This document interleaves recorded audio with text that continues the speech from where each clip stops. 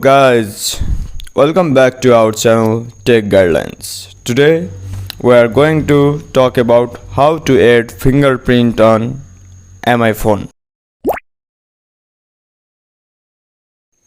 Let's start.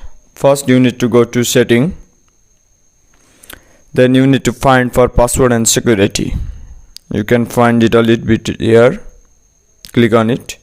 Here you can find different types of securities: screen lock, fingerprint, face unlock, unlock with Bluetooth device. We need to go to for fingerprint unlock. Click on it. Then first, before it, you need to confirm your screen lock password. Then click on next.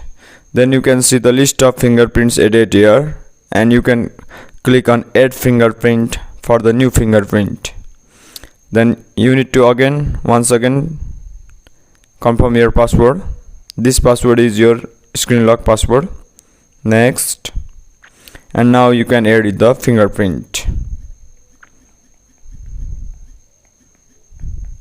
Finally it is added successfully. You can rename your fingerprint here and you can click on done, and you can see now the fingerprint has been added successfully.